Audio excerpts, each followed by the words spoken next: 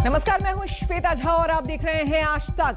बड़ी खबर इस वक्त की आपको बता दें, चंडीगढ़ से दिल्ली की दौड़ के बाद आखिरकार मंत्रिमंडल विस्तार का मुहूर्त कांग्रेस ने पक्का कर लिया है। जी हां, कल शाम 4:30 बजे शपथ ग्रहण समारोह होगा। कांग्रेस ने आज ही लिस्ट पर मुहर भी लगाई है और राज्यपाल से सीएम ने मुलाकात भी की है। हालांकि कांग्रेस कैप्टन के बाद उनके समर्थकों पर भी कड़ाई करता नजर आ रहा है। उनके पारक को तरने की पूरी कोशिश यहां पर की जा रही है। कैप्टन कैबिनेट में रहे कुछ मंत्रियों की छुट्टी तय है तो कुछ नए चेहरे चन्नी कैबिनेट में जिम्मेदारी निभाएंगे। 5 मंत्रियों की छुट्टी तय मानी जा रही है जो कि कैप्टन कैबिनेट में थे और नए चेहरे चन्नी कैबिनेट में लाए जाएंगे। तो आपको हम बता दें, लगभग 4 दिनों की दिल्ली दौड़ के बाद आखिरकार नाम तय हो चुके हैं, जिसके बाद आज मुख्यमंत्री पंजाब के राज्यपाल से उन्होंने मुलाकात की और फिर यह तय हुआ कि चंडीगढ़ में कल शाम 4:30 बजे शपथ ग्रहण का कार्यक्रम होगा।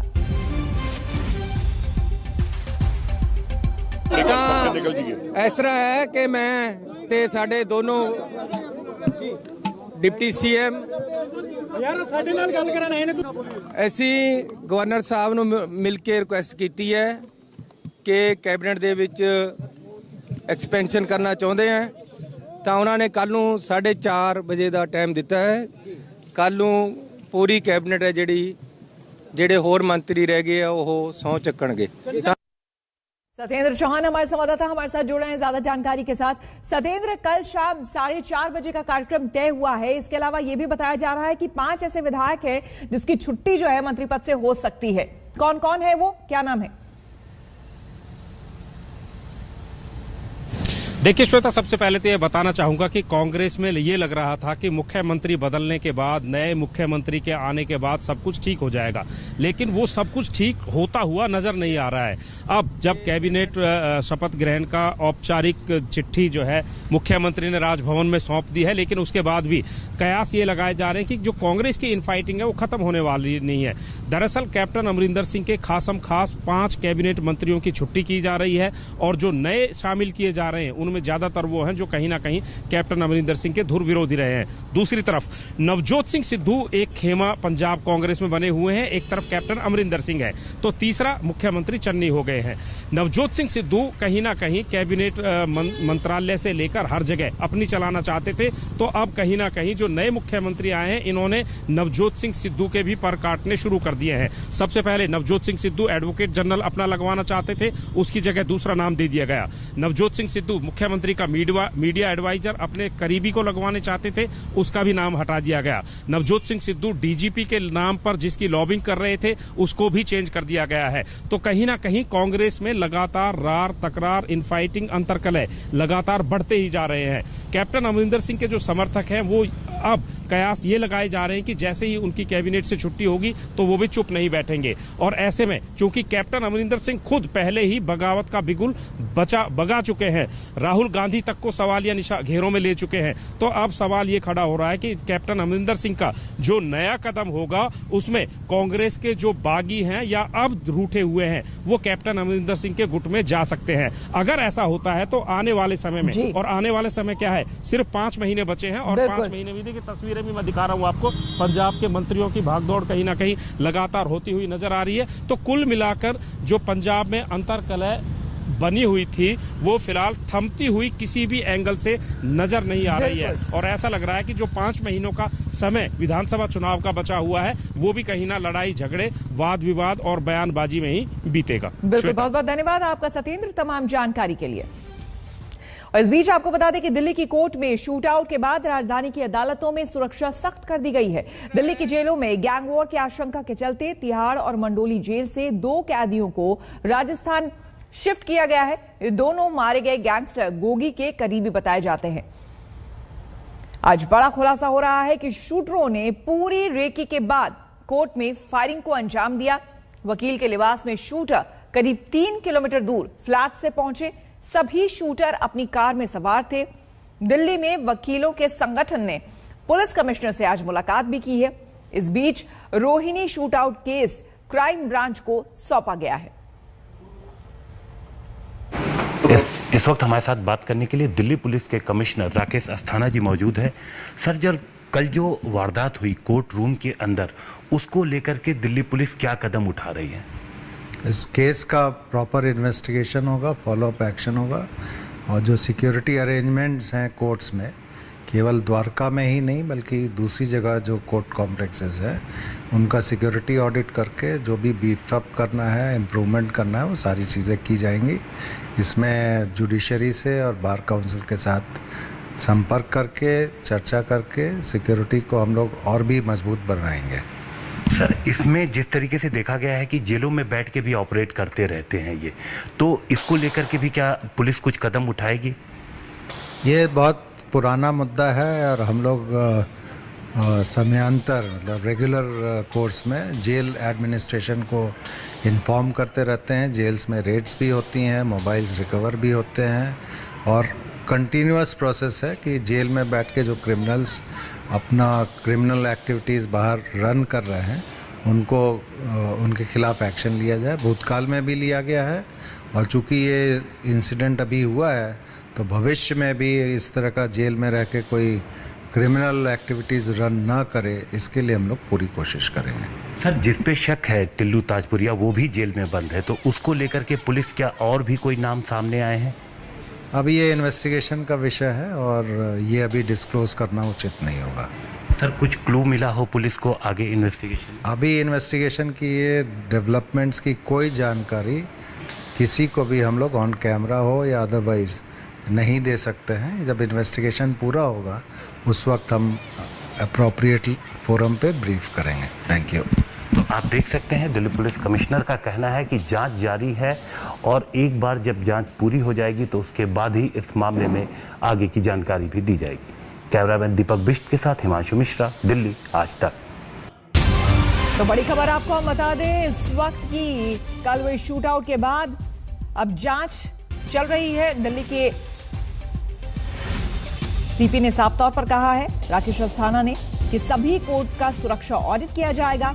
शूट आउट केस की जांच की जा रही है और हर जगह सुरक्षा व्यवस्था को देखा जाएगा कि किस जगह कितनी सुरक्षा व्यवस्था है, अगर नहीं है तो वहां पर प्रॉपर सुरक्षा के इंतजाम हो। ये तमाम चीजें कल और आज में हालांकि फर्क देखने को मिला।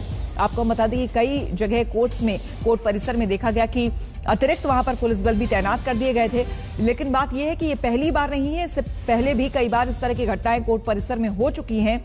आगे इस तरह की घटना ना हो, उसे कैसे इंश्योर किया जाए। इस बीच राजस्थान जेल में ये 3, आपको बता दें, एक गोगी का करीबी जो है वो भी शिफ्ट किया गया है। 2 कैदी हैं जिन्हें शिफ्ट किया गया है, जो कि गोगी के ही गैंग में था। इन दोनों को शिफ्ट किया गया है। लॉरेंस विश्नोई और संपत नेहरा, ये 2 नाम हैं। इन दोनों को राजस्थान जेल में शिफ्ट किया गया है।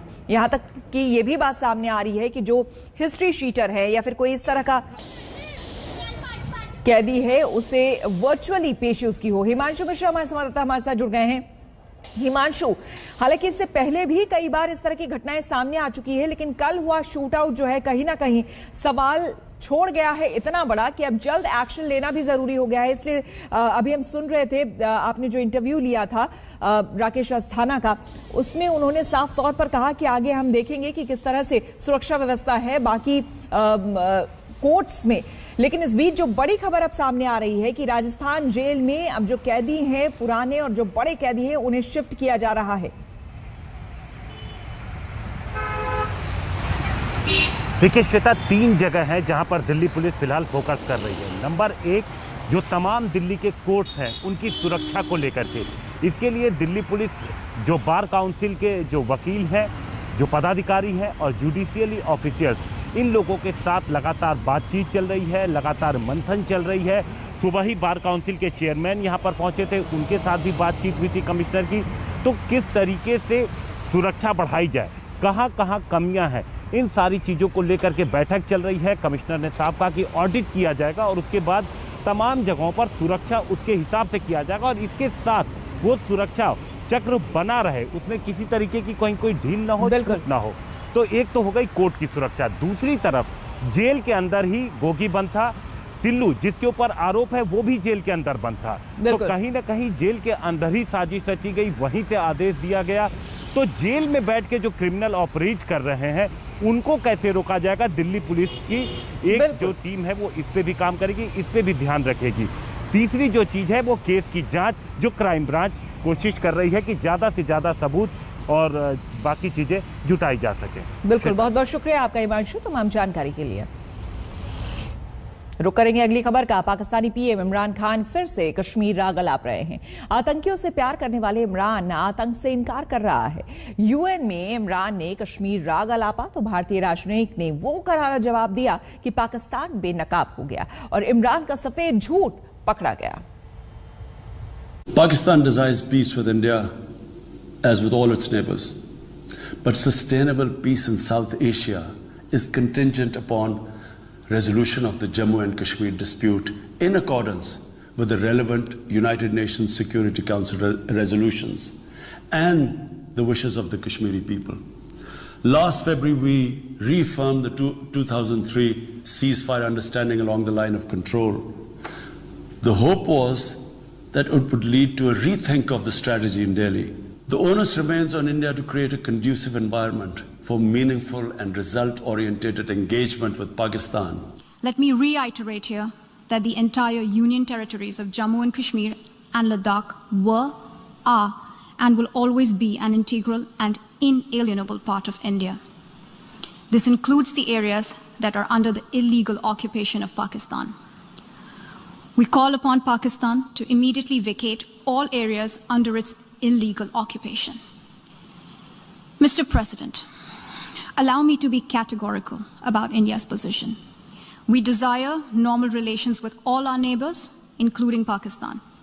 However, it is for Pakistan to work sincerely towards creating a conducive atmosphere, including by taking credible, verifiable, and irreversible actions to not allow any territory under its control to be used for cross-border terrorism against India in any manner. The current situation in Afghanistan, for some reason, Pakistan has been blamed for the turn of events by politicians in the United States and some politicians in Europe.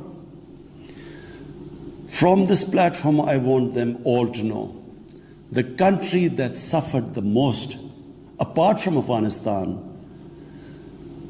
was Pakistan when we joined the US war on terror after 9/11. Regrettably, this is not the first time the leader of Pakistan has misused platforms provided by the UN to propagate false and malicious propaganda against my country, and seeking in vain to divert the world's attention from the sad state of his country, where terrorists enjoy free pass while the lives of ordinary people, especially those belonging to the minority communities, are turned upside down. Mr. President, member states are aware that Pakistan has an established history and policy of harboring, aiding, and actively supporting terrorists. This is a country which has been globally recognized as one openly supporting, training, financing, and arming terrorists as a matter of state policy. और अब बात मोदी और Biden की मुलाकात की। Washington में दोनों नेता मिले तो गर्मजोशी के साथ सारे मुद्दों पर बातचीत हुई। पीएम ने राष्ट्रपति को भारत आने का न्योता भी दिया तो बाइडेन ने एक कदम आगे बढ़कर साथ चलने की बात कही। आपसी मुद्दों के अलावा वो बातें भी हुई जो रिश्तों की गर्मजोशी को नई परिभाषा देती है। एक्सेलेंसी, आज की हमारी ये बायलैटरल समिट, लेकिन मैं देख रहा हूं कि ये दशक 21वीं शताब्दी के तीसरे दशक का ये पहला वर्ष, मैं पूरे दशक की तरफ देख रहा हूं कि आपके नेतृत्व में जो बीज हम बोएंगे, इस पूरा दशक हमारी दृष्टि से बहुत ही भारत और अमेरिका के संबंध में, विश्व के लोकतांत्रिक देशों के लिए एक बहुत ही ट्रांसफॉर्मेटिव ये कालखंड रहेगा, ऐसा मेरा विश्वास है।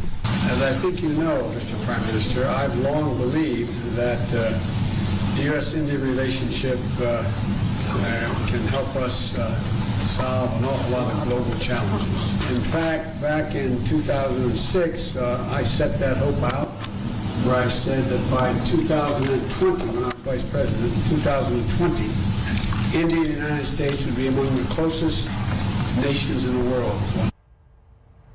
और इस वक्त की बड़ी खबर आपको बता दें, 28 सितंबर को बताया जा रहा है कन्हैया कुमार जो है वो कांग्रेस में शामिल हो जाएंगे। तो बड़ी खबर सामने आ रही है कि कांग्रेस ज्वाइन करने वाले हैं कन्हैया कुमार। आपको चेहरा भी बखूबी याद होगा और इनके नारे भी बखूबी याद होंगे, लेकिन इस बीच जो बड़ी खबर आ रही है वो ये कि 28 सितंबर को कांग्रेस में शामिल होंगे कन्हैया कुमार। हालांकि ये खबर पहले ही सामने आई थी क्योंकि अब युवा चेहरे को आगे बढ़ाने की कोशिश की जा रही है। रुकेंगे छोटे से ब्रेक के लिए, बने रहे हमारे साथ, देखते रहिए आज।